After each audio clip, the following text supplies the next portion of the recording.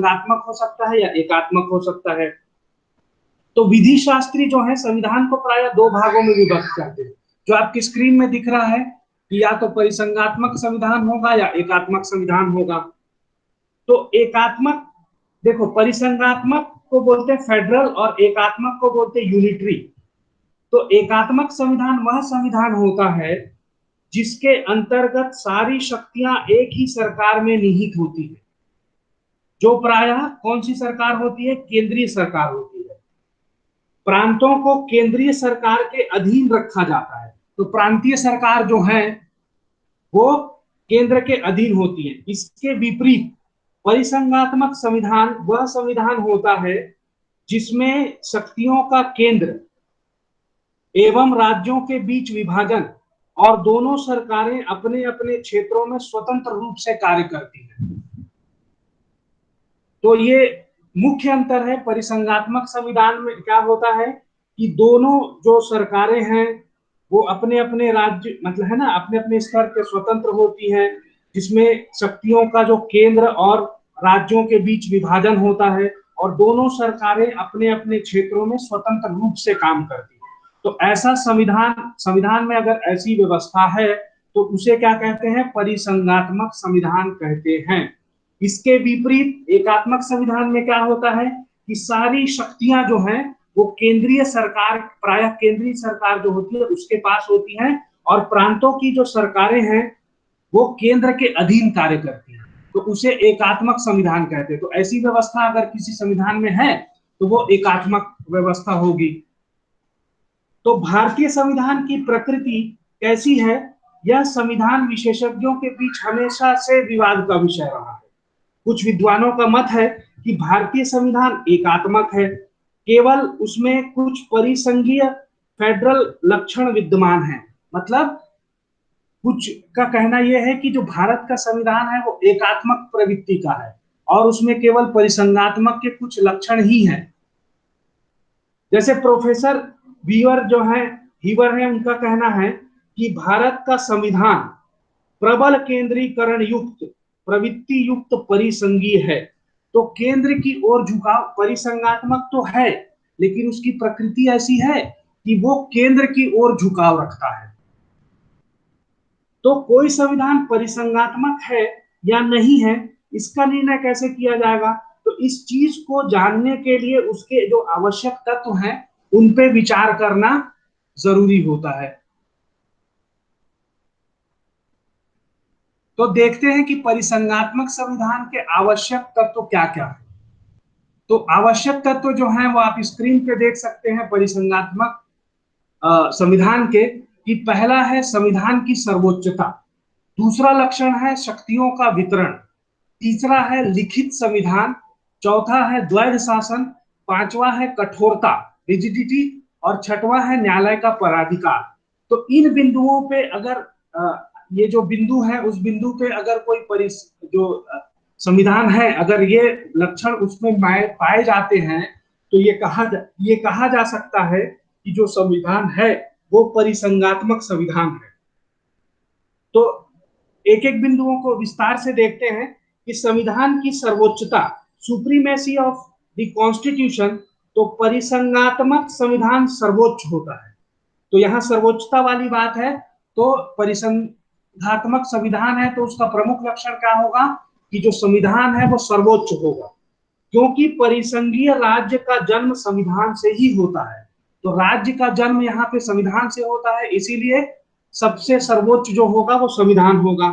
उच्चतम न्यायालय ने ए के गोपालन वर्सेस मद्रास राज्य, ए के गोपालन वर्सेस मद्रास राज्य AIR 1952 SC 27 और केशवानंद भारती बनाम केरल राज्य AIR 1973 SC 1461 आदि अनेक मामले, ऐसे और भी मामले हैं जिसमें उच्चतम न्यायालय ने यह अभिनिर्धारित किया कि भारत का संविधान सर्वोच्च है।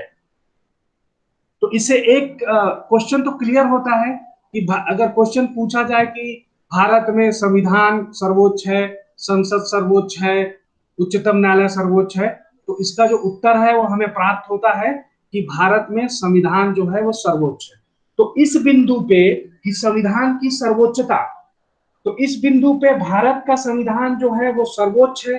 अतः परिसंघात्मक संविधान के आवश्यक लक्षण में ये जो पहला बिंदु है संविधान की सर्वोच्चता, तो इस कसौटी पर जो है कि भारत का संविधान जो है वो परिसंघात्मक संविधान कहा जा सकता है। दूसरा बिंदु शक्तियों का वितरण, डिस्ट्रीब्यूशन ऑफ पावर्स। तो दूसरे बिंदु में है परिसंघात्मक संविधान का मेरुदंड है कि परिसंघ और इसकी सहायक इकाइयों में शक्तियों का विभाजन होता है। भारतीय संविधान में भारत संघ और उसकी इकाइयां अर्थात राज्यों के बीच शक्तियों का विभाजन होता है, जैसा कि अनुसूची 7 में बताया गया है। 3 प्रकार के सूचियां हैं, संघ सूची, राज्य सूची और समवर्ती सूची। तो ये 3 सूचियों के लिए जो उपबंध दिया गया है जो इस प्रकार है कि संघ सूची, राज्य सूची और समवर्ती सूची। तो संघ सूची में सम्मिलित किए गए विषयों पर केवल परिसंघ विधानमंडल अर्थात केंद्रीय सत्ता को, मतलब संसद को ही विधि बनाने की शक्ति होती है। राज्य सूची में सन्निकट किए गए जो विषय हैं उन विषयों पर केवल राज्य के विधानमंडल ही विधि बना सकते हैं, और समवर्ती सूची में दिए गए विषयों पर संसद और राज्य अपनी आवश्यकता अनुसार दोनों ही विधि बना सकते हैं। अतएव यह कहा जा सकता है कि भारत का संविधान जो है वो परिसंघात्मक है। व्यवस्था है भारतीय संविधान में, उसमें आप देखेंगे कि शक्तियों का विभाजन जो है वो केंद्र और राज्यों के बीच में किया गया है, और वो व्यवस्था जो है 7वीं अनुसूची में दी गई है। तो इस बिंदु पे भी अगर परखा जाए तो भारतीय संविधान जो है वो शक्तियों के वितरण की दृष्टि से परिसंघात्मक संविधान कहा जा सकता है। अब तीसरे बिंदु पे देखते हैं लिखित संविधान। तो अरिटन कॉन्स्टिट्यूशन, तो कल की क्लास में हमने देखा था कि लिखित संविधान, रिटन कॉन्स्टिट्यूशन और अनरिटन कॉन्स्टिट्यूशन क्या होता है, अलिखित संविधान। तो लिखित संविधान वो होता है जो संविधान सभा द्वारा पारित किया जाता है। तो भारत का संविधान संविधान सभा द्वारा पारित किया गया है, अतः इस बिंदु पे यह कहा जा सकता है कि भारत का संविधान जो है वो लिखित संविधान है। और इस कसौटी पर कि लिखित संविधान की कसौटी पर यह भारत का संविधान परिसंघात्मक संविधान है। तो परिसंघीय संविधान का संविधान जो है वो लिखित होता है, क्योंकि शक्तियों के विभाजन की योजना अलिखित संविधान या मौखिक समझौते से नहीं की जा सकती, न ही सुरक्षित रखी जा सकती है। तो भारत का संविधान लिखित है, तो स्पष्ट तौर पे यह कहा जा सकता है कि इस बिंदु पे भारत का जो संविधान है वो परिसंघात्मक संविधान है। अगला बिंदु देखते हैं द्वैध शासन, डुअल गवर्नमेंट। तो एक ही राज्य में एक सरकार होती है एकात्मक संविधान में, अर्थात राष्ट्रीय सरकार। परिसंघीय संविधान के अनुसार परिसंघीय राज्य में 2 सरकारें होती है, एक तो राष्ट्रीय और दूसरा परिसंघीय सरकार, और प्रत्येक संगठक राज्य की सरकार। हमारे संविधान के द्वारा इसी प्रकार द्वैध शासन प्रणाली अपनाई गई है। इस दृष्टि से भी भारत का जो संविधान है वो परिसंघीय है। एक तो संसद और दूसरा हर राज्यों में जो राज्यों का विधानमंडल है। तो इस प्रकार ये द्वैध शासन की व्यवस्था की गई है, और इस बिंदु पर अगर भारतीय संविधान को परखा जाए तो यह परिसंघात्मक संविधान के लक्षण को दर्शाती है। तो स्पष्ट रूप से यह कहा जा सकता है कि जो भारत का संविधान है वो परिसंघात्मक संविधान है। अब अगला बिंदु देखते हैं कठोरता, रिजिडिटी। परिसंघीय संविधान कठोर होता है ताकि शक्ति वितरण की व्यवस्था जो है वो कायम रहे।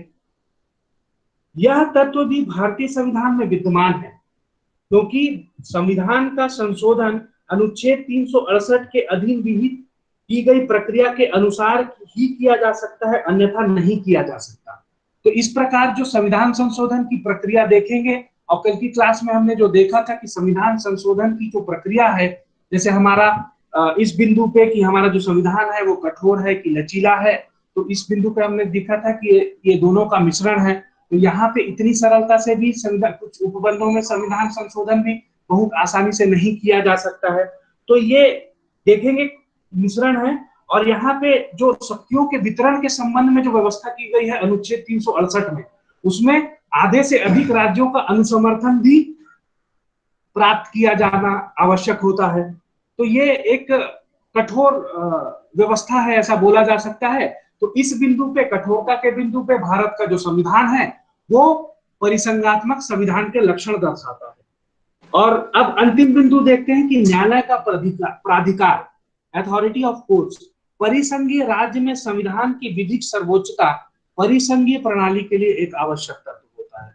सरकार की समकक्ष शाखाओं के बीच और परिसंघीय शासन और संगठक राज्यों के बीच शक्तियों के विभाजन को बनाए रखना अपरिहार्य है। यह सुनिश्चित करने के लिए, यह निश्चित करने के लिए कि न्यायालय में संविधान के निर्वचन की सर्वोच्च शक्ति निहित है, न्यायालय को यह शक्ति प्राप्त होती है कि वह परिसंघीय और राज्य सरकारों द्वारा किए गए ऐसे कार्यों को शून्य घोषित कर दे जो संविधान के उपबंधों का उल्लंघन करती है। मतलब संविधान की सर्वोच्चता, और ये निर्वचन करने का जो अधिकार है वो उच्चतम न्यायालय को दिया गया है। तो इस बिंदु पे देखा जाए तो न्यायालय का जो प्राधिकार है, इस लक्षण पे देखा जाए तो भारत का जो संविधान है वो परिसंघात्मक संविधान के आवश्यक लक्षण के तहत परिसंघात्मक संविधान कहा जा सकता है। यह कार्य भारत में उच्चतम न्यायालय एवं उच्च न्यायालय को भी सौंपा गया है। तो हमारे संविधान द्वारा जिस राजनीतिक प्रणाली को अपनाया गया है उसमें परिसंघीय राज्य व्यवस्था के सभी तत्व विद्यमान हैं।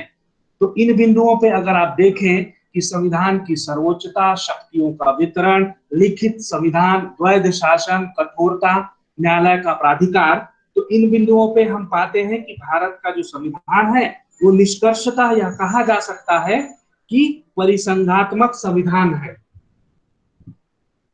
अब भारत के संविधान को परिसंघात्मक कहा जाए, अर्धसंघात्मक कहा जाए या एकात्मक कहा जाए, तो इस विषय पर चर्चा करते हैं कि भारत का संविधान परिसंघात्मक स्वरूप का है, अर्धसंघात्मक स्वरूप का है या एकात्मक स्वरूप का है। तो इससे पहले हमने देखा था कि परिसंघात्मक संविधान के जो आवश्यक लक्षण थे, जैसे संविधान की सर्वोच्चता, शक्तियों का वितरण, लिखित संविधान, द्वैध शासन, कठोरता, न्यायालय का प्राधिकार, तो इन बिंदुओं पे भारत के संविधान को परखने पर हमने ये निष्कर्ष निकाला कि भारत का संविधान परिसंघात्मक संविधान है। तो अब चर्चा करते हैं कि क्या भारत का संविधान जो है वो परिसंघात्मक, अर्धसंघात्मक है या एकात्मक है। तो प्रोफेसर वियर और जेनिंग्स जैसे कुछ विदेशी संविधान वेत्ताओं ने हमारे संविधान को संघात्मक मानने में आपत्ति की है। तो आप ये नाम देख सकते हैं, प्रोफेसर केसी वियर और सर आइवर जेनिंग्स ने।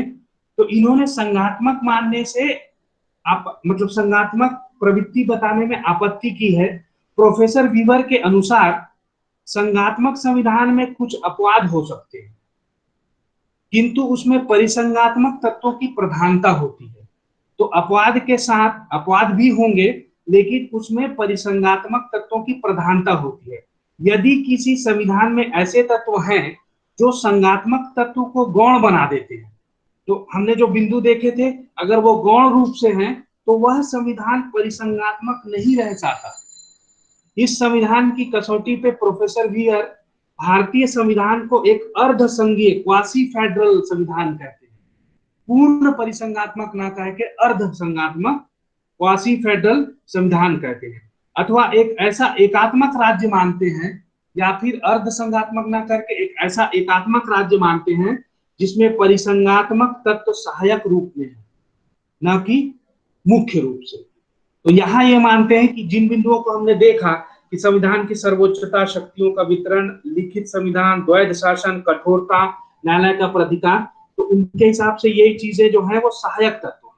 तो इसीलिए उनका मानना है कि ये परिसंघात्मक राज्य न होकर भारत अर्धसंघात्मक या ऐसा एकात्मक राज्य है जिसका झुकाव है ना, परिसंघात्मक की ओर है। प्रोफेसर जेनिंग्स ने भारतीय संविधान को एक ऐसा संविधान कहा है जिसमें केंद्रीकरण की प्रवृत्ति सबल है। तो यहाँ पे भी प्रोफेसर जेनिंग ने ये बताने का प्रयास किया है कि जो केंद्रीकरण है वो प्रबल प्रवृत्ति रखता है भारत के संविधान में। अब देखते हैं कि कुछ ऐसे बिंदु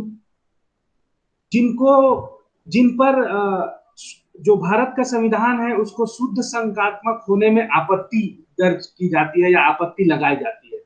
तो पहला जो पॉइंट है वो राज्यपाल की नियुक्ति, दूसरा है कि राज्य सूची के विषयों पर भी विधि बनाने की संसद की शक्ति, और नए राज्यों के निर्माण एवं वर्तमान राज्यों के क्षेत्रों, सीमाओं या नामों के बदलने की संसद की शक्ति, और आपात उद्घोषणा के लिए उपबंध करने की शक्ति। तो अब इन बिंदुओं को हम थोड़ा विस्तार से देखते हैं और देखते हैं कि क्या आपत्तियां होती हैं। कि राज्यपाल की नियुक्ति, अपॉइंटमेंट ऑफ गवर्नर, राष्ट्रपति प्रत्येक राज्य के लिए एक राज्यपाल नियुक्त करता है, जो राष्ट्रपति के प्रसाद पर्यंत अपने पद पर पदासीन रह सकता है। तो प्रसाद पर्यंत का मतलब यह होता है कि जब तक चाहे तब तक उसको पद पे बनाए रखा जाए, ऐसा नहीं होता। प्रसाद पर्यंत का मतलब ये होता है कि जब चाहे तब उनको निकाला जा सकता है। तो ये चीज आप ध्यान में रखेंगे कि प्रसाद पर्यंत का तात्पर्य क्या होता है। अब वह राष्ट्रपति के न कि राज्य विधानमंडल के प्रति उत्तरदायी होता है। तो राज्यपाल का उत्तरदायित्व तो क्या होता है, राष्ट्रपति के ऊपर होता है। जबकि दूसरी ओर वह बहुत कुछ बातों में अनेक अपने जो निर्णय है वो अपने विवेकानुसार लेने के लिए स्वतंत्र होता है, और बिना उसकी स्वीकृति के कोई विधेयक राज्य की विधि नहीं बन सकता है, और कुछ विधेयकों को वह राष्ट्रपति के विचार के लिए रोक भी सकता है। तो इन बिंदुओं पे आपत्ति लगाई जाती है कि भारतीय संविधान शुद्ध संघात्मक नहीं है या परिसंघात्मक नहीं है। तो आलोचकों के अनुसार यह व्यवस्था जो है परिसंघीय सिद्धांत के विरुद्ध है। ये जो व्यवस्था है वो परिसंघात्मक संविधान के विरुद्ध है, ऐसा कहा जाता है, क्योंकि इससे राज्यों की स्वायत्तता जो है, उनकी जो स्वायत्तता है उस पर आघात पहुंचता है। अब इस आलोचना का खंडन किया जाए तो देखेंगे कि संविधान के अनुसार राज्यपाल केंद्र का प्रतिनिधि है और राज्य का संवैधानिक प्रमुख अवश्य है, किंतु व्यवहार में जब वह राज्य के मंत्रिमंडल के परामर्श और सहयोग से ही संविधान के अंतर्गत कार्य करता है, तो राज्य का प्रशासनिक प्रमुख राज्यपाल होता है, किंतु जो वास्तविक कार्यपालिका शक्ति होती है वो राज्य में मुख्यमंत्री के पास होती है, और वो जितने भी अपने कार्य हैं वो उसके परामर्श से करता है। तो इस प्रकार इस जो आपत्ति है उसका खंडन किया जा सकता है। अब दूसरा जो बिंदु है वो है राज्य सूची के विषय पर विधि बनाने की संसद की शक्ति। तो शक्ति वितरण में जो है कि जैसे आप देखेंगे अनुच्छेद 249 के अनुसार यदि राज्यसभा का 2/3 बहुमत, राज्यसभा का, राज्य विधानमंडल का, राज्यसभा का सॉरी 2/3 बहुमत से यह घोषित कर दे कि राष्ट्र हित में यह आवश्यक और इष्टकर है कि संसद राज्य सूची के विषय पर विधि बनाए, तब संसद ऐसी विधि बना सकती है। यह है दूसरा पॉइंट। तो ये भी जो संघात्मक परिसंघात्मक लक्षण है उसके विरुद्ध है यह व्यवस्था। और तीसरा बिंदु जो है वो नए राज्यों के निर्माण एवं वर्तमान राज्यों के क्षेत्रों, सीमाओं और नामों में परिवर्तन करने की संसद की शक्ति। तो ये जो शक्ति है ये अनुच्छेद 2-3 के अंतर्गत जो अनुच्छेद 4 है उसमें जो शक्ति दी गई है, तो उसमें सामान्य बहुमत से ही संसद नए राज्यों का निर्माण कर सकती है, वर्तमान राज्यों के क्षेत्रों में परिवर्तन कर सकती है, उनके सीमाओं में परिवर्तन कर सकती है, उसके नामों को परिवर्तित कर सकती है। तो ये साधारण बहुमत से ही किया जाता है। तो इस बिंदु पर भी ये माना जाता है कि ये जो लक्षण है भारतीय संविधान का, ये जो व्यवस्था है कि नए राज्यों के निर्माण एवं वर्तमान राज्यों के क्षेत्रों, सीमाओं और नामों में परिवर्तन करने की संसद की शक्ति शुद्ध संघात्मक होने में आपत्ति करती है। क्यों? क्योंकि यह व्यवस्था परिसंघात्मक लक्षण के विरुद्ध है। तो संविधान के अनुच्छेद 3 संसद को नए राज्यों के निर्माण और वर्तमान राज्यों के क्षेत्रों, सीमाओं और नामों बदलने की शक्ति प्रदान करता है। इसलिए आलोचक कहते हैं कि इससे राज्यों का अस्तित्व केंद्र की इच्छा पर निर्भर करता है, जो संघीय सिद्धांत का एक बहुत बड़ा आघात है। और चौथा बिंदु है कि आपात उद्घोषणा के लिए उपबंध। भारतीय संविधान में आपात उद्घोषणा के संबंध में जो व्यवस्था की गई है उससे निश्चय ही राज्यों की स्वतंत्रता केंद्रीय सत्ता में लुप्त हो जाती है और उस समय भारतीय संघ एकात्मक राज्य बन जाता है। तो आपातकाल की स्थिति जब आती है तो एकात्मक स्वरूप धारण कर लेता है भारत का संविधान, और ये आपातकाल की जो व्यवस्था है वो जर्मनी से ली गई है। तो आलोचकों की यह आलोचना सही है, किंतु यह एक अपवाद है, तो इसको अपवाद स्वरूप लेना चाहिए, जिसके अंतर्गत ऐसे संकट काल से निपटने के लिए केंद्र को अधिभावी शक्ति प्रदान की गई है। अब निष्कर्ष देखते हैं, निष्कर्षतः कि हमारा संविधान पूर्व अनुभवों के आधार पर देश की समसामयिक आवश्यकताओं और केंद्रों को ध्यान में रखते हुए बनाया गया है। भले ही उसमें अमेरिका संविधान की तरह शुद्ध परिसंघीयता न हो, फिर भी परिसंघात्मक संविधान के सभी आवश्यक तत्व विद्यमान हैं। प्रत्येक राज्य की परिसंघीयता का स्वरूप उस देश की, उस राष्ट्र की अपनी ऐतिहासिक, राजनीतिक, भौगोलिक, आर्थिक और सांस्कृतिक परिस्थितियों पर निर्भर करता है। भारत की ऐसी ही विशेष परिस्थितियों ने हमारे संविधान निर्माताओं का ध्यान इस ओर खींचा कि केंद्र को सशक्त बनाए रखना आवश्यक है। इसीलिए हमारा संविधान केंद्र उन्मुखी अवश्य है और अधिक से अधिक हम यह कह सकते हैं कि वह परिसंघीयता और एकात्मकता का एक अनोखा मिश्रण है। तो इस प्रकार हम कह सकते हैं कि जो भारत का संविधान है वो परिसंघात्मक और एकात्मक है का मिश्रण है। और अगर हम परिसंघात्मक संविधान के लक्षणों को देखें, संविधान की सर्वोच्चता, शक्तियों का वितरण, लिखित संविधान, द्वैध शासन, कठोरता, न्यायालय का प्राधिकार इत्यादि लक्षणों पे अगर हम देखना चाहें तो यह निष्कर्ष रूप से अवश्य ये निष्कर्ष निकाला जा सकता है कि भारत के संविधान में आवश्यक सभी परिसंघीय लक्षण विद्यमान है और यह परिसंघ एवं एकात्मकता का मिश्रण है। और कुछ जो लक्षण है जो परिसंघीय व्यवस्था का विरोध करते हैं वो अपवाद स्वरूप है।